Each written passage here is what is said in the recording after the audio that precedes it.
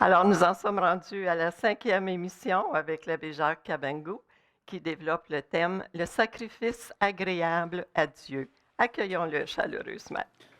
Merci Lise. En fait, ce thème est immense. On peut prendre plusieurs jours pour le développer et puis l'approfondir. Mais je voudrais revenir sur certains points que je juge importants avant de poursuivre à faire ce que j'appelle le sacrifice du chrétien, qui est en fait un sacrifice qui est en continuation avec celui de notre Seigneur, qui est le sacrifice agréable à Dieu et qui est le sacrifice qui s'est passé à la croix. D'abord, revenons sur justement notre Seigneur qui meurt sur la croix.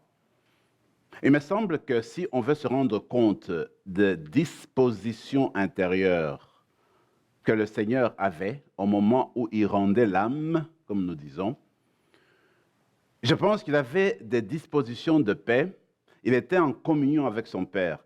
La façon la plus simple de découvrir cela, c'est simplement se servir de ces 7 paroles qu'il a prononcées sur la croix.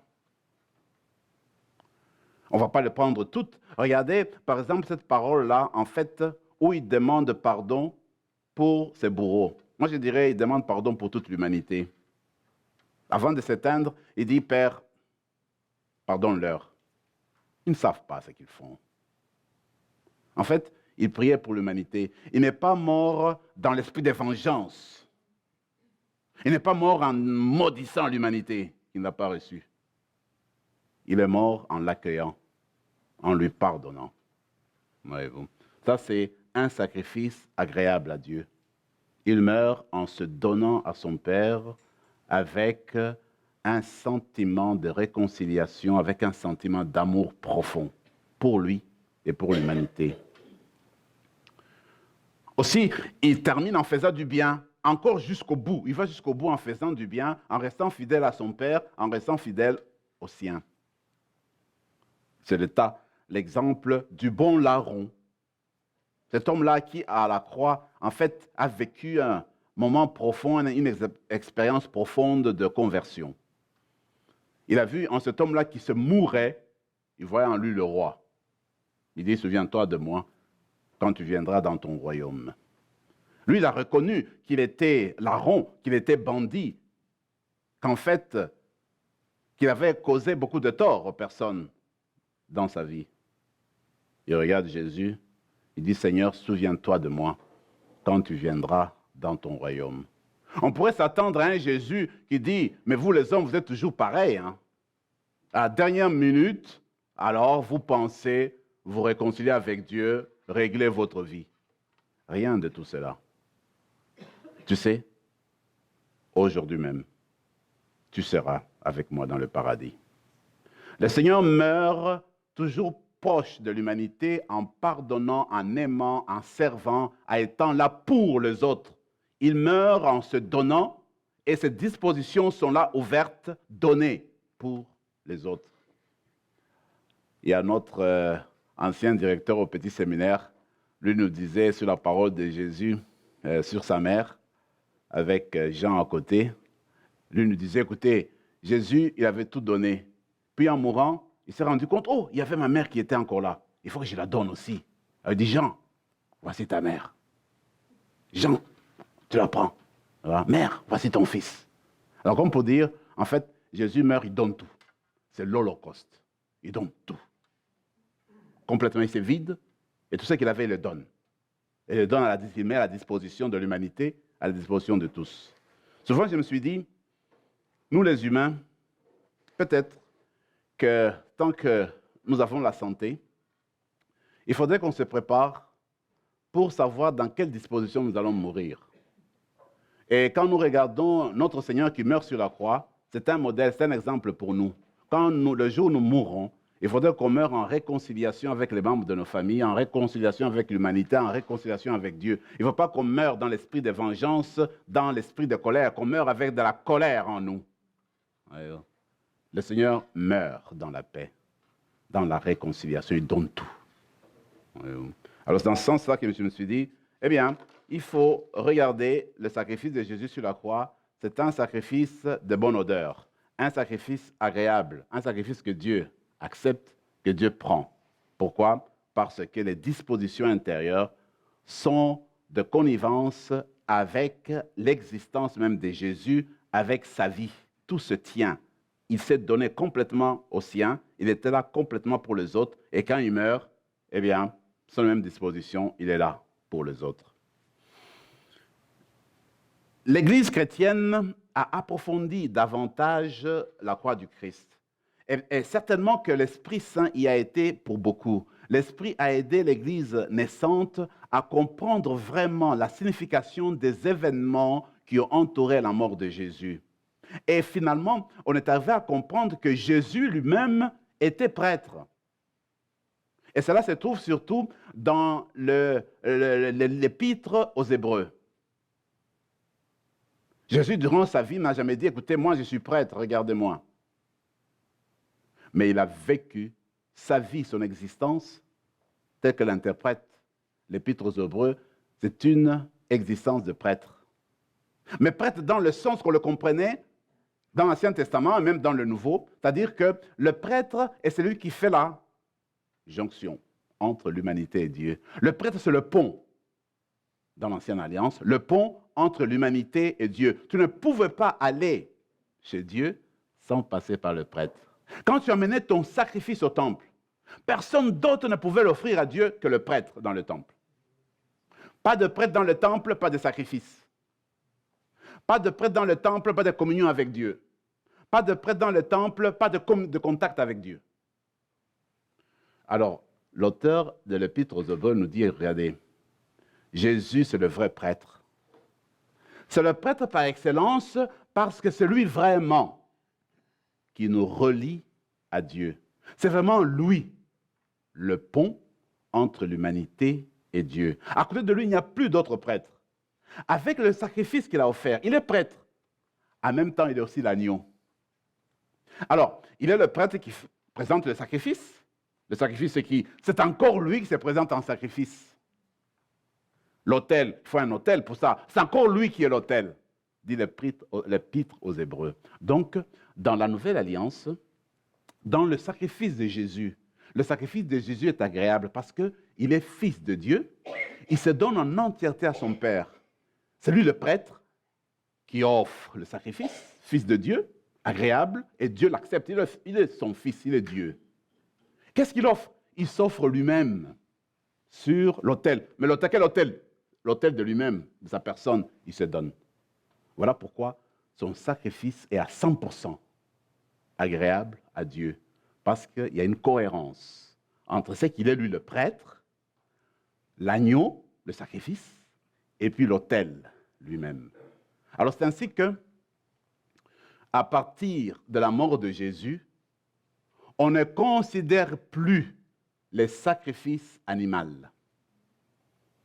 C'est dépassé, démodé, c'est révolu. Avec la foi en Jésus-Christ, les premiers chrétiens, nos ancêtres dans la foi, ont compris que le sacrifice vraiment qui est agréable à Dieu, c'est le sacrifice de sa propre personne. On n'a plus besoin de sacrifices sanglants. Dans la chrétienté, on n'offre pas de poules, on n'offre pas de chèvres à Dieu. C'est déjà démodé. Ça n'existe pas, ça, dans notre manière de concevoir dans la foi chrétienne. On n'offre rien de sanglant. Dans la foi chrétienne, on offre sa propre personne par les actes d'amour, de paix, d'entente, de justice. On y reviendra plus tard. Alors, les apôtres, après la résurrection de notre Seigneur, ont continué à aller au temple. Pourquoi? Parce que le temple de Jérusalem, c'était le lieu de Dieu. C'était la maison de Dieu. Ils continuaient à croire que Dieu était présent. Jésus allait au temple. Mais maintenant, ils allaient au temple pour la présence de Dieu, pour enseigner, pour écouter sa parole. Est-ce que les premiers disciples allaient au temple de Jérusalem pour offrir encore l'agneau? Du tout. C'était dépassé. Alors, une spécificité des disciples du Christ à ce moment-là, c'était qu'eux allaient au temple comme les autres juifs et juives. Mais les disciples de Jésus n'offraient plus d'animal, n'offraient plus de pigeons, de tourterelles. parce qu'ils étaient démodés dans leur foi. Le sacrifice de Jésus remplaçait tout et Dieu n'avait plus besoin d'un sacrifice sanglant. Alors vous voyez, c'est à ce moment-là qu'on peut se dire que là, il y a une évolution, il y a un changement radical dans la manière d'être du christianisme, dans la manière d'être du chrétien. Si on se compare au judaïsme, on a dépassé ce stade-là de sacrifice. On est là maintenant dans un stade où il y a seulement un sacrifice unique qui a plu à Dieu, qui a percé le ciel, qui a déchiré le rideau du temple, qui a ouvert le ciel, qui nous donne accès, uniquement Jésus. Et même, dans la compréhension du Nouveau Testament de l'Ancienne Alliance, comme je l'ai dit, il n'y a qu'un seul prêtre, c'est Jésus. Les autres prêtres de l'Église, comme moi, ce sont des sacrements du seul prêtre. On ne peut pas dire qu'il y a 2, 3 prêtres dans l'Église. Il n'y a qu'un seul prêtre, c'est Jésus. C'est lui le prêtre. Et même, le baptisé, nous tous les baptisés, nous sommes des prêtres, dans le sens que nous tous, nous offrons un sacrifice. Quel est le sacrifice? Le sacrifice de notre propre être à Dieu. C'est pourquoi, quand tu es baptisé, on te dit tu es prêtre roi, tu vois, parce que tu as été englobé dans l'élan du Christ. C'est que nous tous, nous sommes peuple de prêtres, parce que nous pouvons faire des sacrifices. Qui faisait le sacrifice? Uniquement le prêtre. Qui peut faire le sacrifice aujourd'hui? Toi. Quel sacrifice? Le sacrifice de ta propre personne. Donc tu es prêtre. Tu le fais au nom de Jésus. Mais le prêtre qui présente les choses à Dieu, celui qui fait le pont entre l'humanité et Dieu, il n'y a qu'un seul, c'est Jésus. Voyez-vous? Alors c'est en ce moment-là, c'est ainsi qu'on a compris déjà à ce moment-là le sacerdoce unique de Jésus. D'ailleurs, il y a le psaume 40 qui le dit très bien, qui dit, en fait, Seigneur, il met ce psaume-là dans la bouche de Jésus, comme si Jésus venait, quand il venait au monde, c'est toujours l'auteur du livre de l'Épître aux Hébreux, il dit, Jésus en venant au monde, il a dit, Père, tu ne voulais ni sacrifice ni offrande. Tu ne voulais plus d'holocauste. Alors j'ai dit, mais voici, je viens. Je viens pour faire ta volonté, mais tu m'as donné un corps. Alors je viens, je me donne à toi, je viens faire ta volonté. Voilà le sacrifice qui plaît à Dieu. Faire sa volonté, vivre selon sa parole, être là pour lui, vivre toujours avec lui. Alors Paul nous rappelle aussi dans 2 aux Corinthiens au chapitre 5 que Jésus est venu pour réconcilier l'humanité. C'est comme nous l'avons dit déjà, voyez-vous, pour réconcilier l'humanité. Alors il dit qu'il est ambassadeur pour la réconciliation, pour que les gens deviennent ensemble. Par le Seigneur comme témoin et doit accepter au fond la mission en serviteur, en servante du Seigneur, un peu comme Marie. Dieu est celui qui, au fond de nous-mêmes, nous dit « Tu vaux plus que ce que tu crois être. Tu peux faire plus que ta faiblesse. Tu peux t'ouvrir aux autres plus que tu penses. » La bénédiction de l'alliance que nous avons reçue, c'est une bénédiction qui nous couvre et qui, tout le temps, nous empêche de devenir esclaves. La bénédiction de l'alliance. Dieu commence par faire une promesse à Abraham. Abraham n'avait pas compris la promesse de Dieu. Alors il a voulu régler ses problèmes autrement. Et qu'est-ce qu'il a fait? Il est allé chercher une femme, une servante égyptienne. Le sacrifice de notre Seigneur sur la croix a réconcilié l'humanité à Dieu. Paul nous le rappelle dans son épître aux Corinthiens, la 2e, et lui-même s'est dit ambassadeur de Dieu pour réconcilier le monde. Il veut que les gens se réconcilient. Alors, ce sont des choses qu'il faudrait retenir et nous dire que la mort de Jésus rassemble et que, finalement, la croix joue un rôle très important. Dans l'ancien temps, quand tu étais impur et que tu voyais quelque chose de pur, il fallait fuir. Ou, au contraire, si tu étais pur et que quelque chose d'impur t'approchait, il fallait le fuir. Ça va t'influencer, ça va te contaminer. Mais dans la nouvelle alliance, avec la croix, la pureté, il n'y a aucune impureté qui peut résister devant la pureté de la croix. Quand on a la pureté de la croix, la pureté du Christ, on ne peut pas fuir les impurs. la pureté du Christ, la pureté de la croix, plutôt convertit, change, transforme. Ce n'est pas le contraire. Ouais, ça, c'est la nouvelle alliance. C'est ce que le Seigneur nous apporte. Commençons la dernière section de notre présentation. Regardez, on va essayer de voir l'Eucharistie. L'Eucharistie à comprendre comme en fait le sacrifice de Jésus sur la croix. Pourquoi? Vous vous rappelez au chapitre 11 de la première épître de Paul. Eh bien, Paul revient sur l'Eucharistie telle qu'elle était célébrée dans les communautés anciennes. Qu'est-ce qui s'est passé? Ces communautés-là ont gardé beaucoup plus la structure dans laquelle le Seigneur Jésus avait célébré, si vous voulez, entre guillemets, la première messe. Parce qu'en fait, c'était au cours d'un repas, comme vous le savez. Il mangeait normalement. Et comme je l'ai expliqué, au cours de ce repas-là, alors il va prononcer des paroles inédites sur du pain et sur la coupe. Maintenant, qu'est-ce que faisaient les chrétiens, les premières? C'est qu'avant de célébrer l'Eucharistie, ils mangeaient. C'était un repas. Alors, on se réunissait dans différentes maisons. Il n'y avait pas d'église. On se réunissait dans différentes maisons, différentes familles. On commençait par un repas sérieux. Et on mangeait bien. Alors, au cours de ce repas-là, alors était célébrée l'Eucharistie. Mais il y a quelques problèmes qui se sont passés à Corinthe. D'abord, la communauté de Corinthe vivait des divisions, des factions. Des gens voulaient se dire, moi j'appartiens à Paul, moi j'appartiens à Pierre, moi j'appartiens à Apollo, etc. Il y avait des divisions. En plus, quand les personnes arrivaient pour célébrer l'Eucharistie, on commençait à manger, des petits groupes se mettaient ensemble, ceux qui se connaissaient bien. Ceux-là, ils avaient amené, c'est-à-dire de la bonne nourriture et du bon vin. D'autres, des minables, rien de spécial. Ils mouraient presque de faim, l'autre se gavait, dit Paul. Alors Paul entend toutes ces choses-là, il dit, mais qu'est-ce que vous faites là? Ce n'est pas l'Eucharistie que vous célébrez, ce n'est pas la messe du Seigneur. Là, vous êtes en train de faire des choses juste à l'opposé. Comment ça se fait que vous êtes divisés?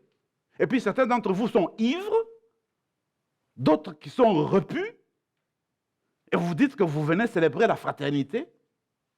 En cela, je ne vous vante pas, je ne vous félicite pas. Moi, je vais vous dire ce qui s'est passé. Alors c'est ainsi qu'il va reprendre les paroles de l'institution. Il dit, moi je sais une chose, le soir où Jésus fut livré, voici ce qu'il a fait. Il a pris le pain, il a rendu grâce, puis il a dit, ceci c'est mon corps. Il a pris la coupe, il a rendu grâce, il a dit que ceci c'est mon sang. Alors Paul de dire, chaque fois que vous mangez le corps du Seigneur, chaque fois que vous buvez son sang, vous rappelez sa mort et sa résurrection. Et vous le faites jusqu'à ce qu'il vienne. Donc, pour dire que la célébration de la messe est rattachée à la mort et à la résurrection de notre Seigneur. En d'autres termes, l'Eucharistie, la messe, est le mémorial de la mort et de la résurrection de notre Seigneur. C'est-à-dire quoi? Eh bien, mémorial, comme on le disait, c'est que quand le Seigneur Jésus est mort sur la croix, eh bien, le rideau du temple s'est déchiré, comme on l'a vu. C'était un événement cosmique qui entourait tout le monde. Ça touchait toutes les familles, toutes les nations de la terre. Il y a eu la réconciliation entre l'humanité et Dieu. Tous ceux qui acceptent Jésus dans sa mort à ce moment-là, eh bien, la porte est ouverte pour aller au ciel. Il y a eu des fruits qui se sont déroulés, qui se sont présentés à ce moment-là, dont les gens ont bénéficié au moment de la mort de notre Seigneur. Eh bien, il y a plus de 2000 ans que cet événement s'est passé. Alors, quand nous disons qu'à la messe, c'est le mémorial le sacrifice de notre Seigneur, c'est que ce même sacrifice-là, attention, il n'est pas répété. On ne répète pas, Jésus ne meurt pas à chaque messe. Le mémorial, ça veut dire que c'est rendu présent, c'est actualisé.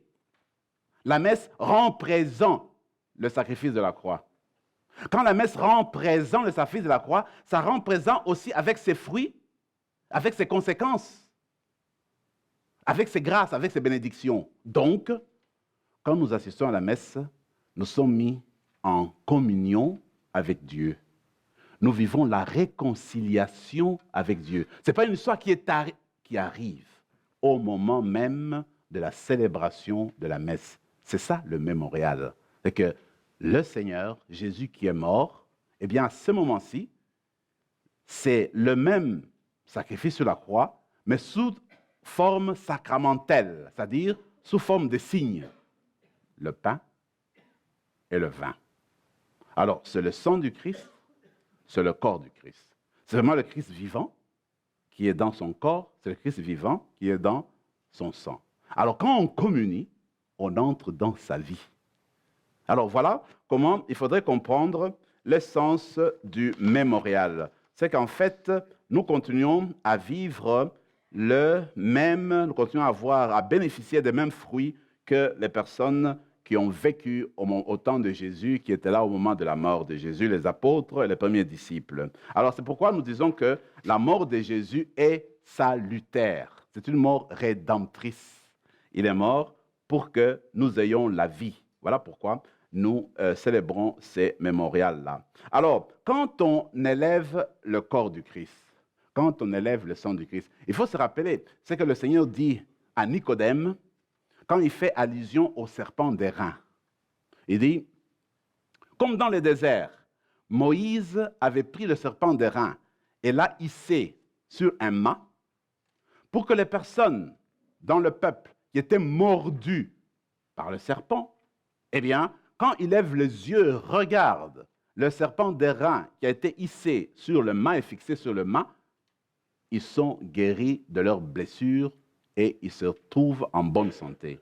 Alors quand nous fixons les yeux sur l'élévation du corps du Christ, l'élévation de la coupe qui porte le sang du Christ, à ce moment-là, nous sommes guéris de nos blessures, de nos péchés, de notre orgueil, de notre suffisance, parce que nous nous ouvrons davantage à lui. Ce n'est pas une affaire on pense qu'il arrive, ça arrive à ce moment-là parce que la croix du Christ continue à donner des fruits jusqu'aujourd'hui. Ce n'est pas une affaire du passé, elle est continuellement présente. Et elle se rend présente d'une manière spéciale quand nous célébrons la messe.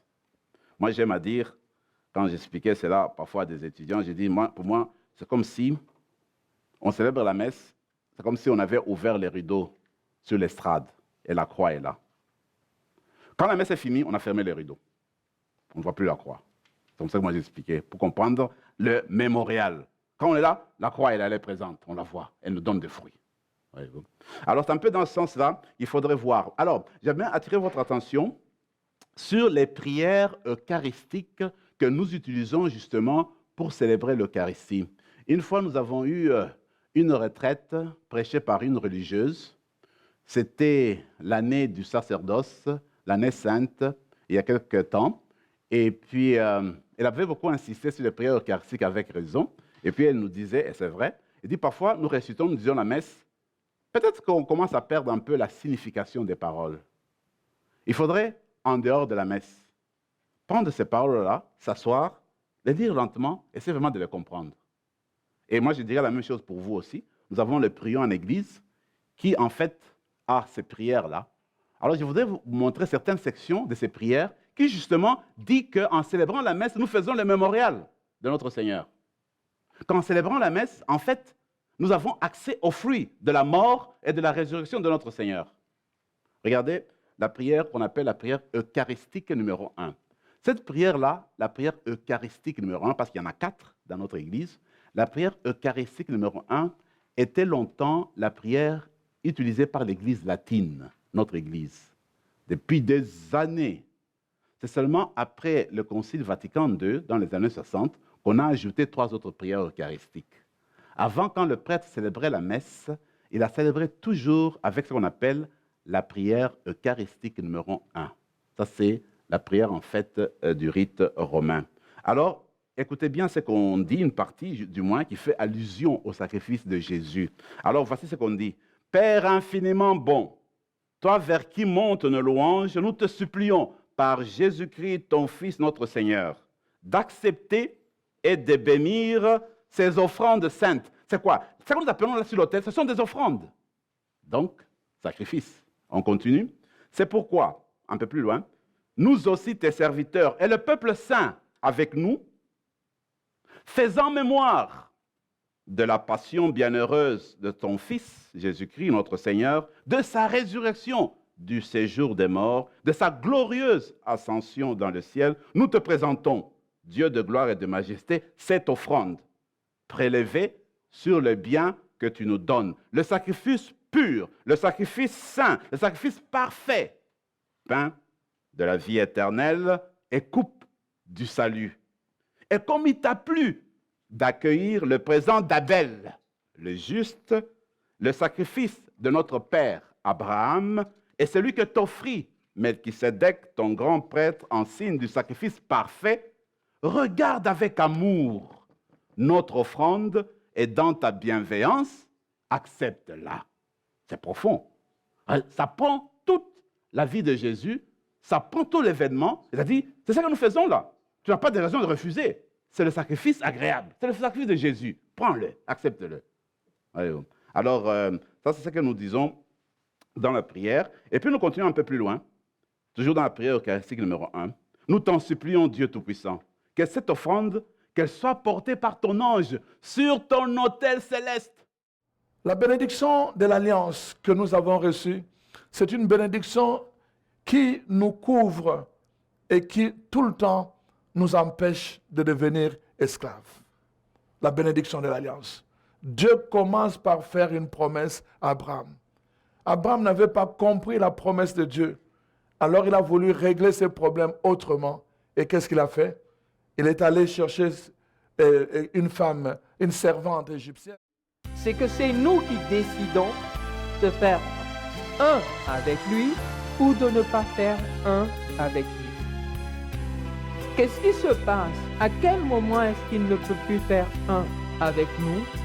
Quand nous choisissons le mal, le péché, la faute. Quand nous choisissons donc que la chair prenne plus de dessus. Ça prend donc une décision initiale.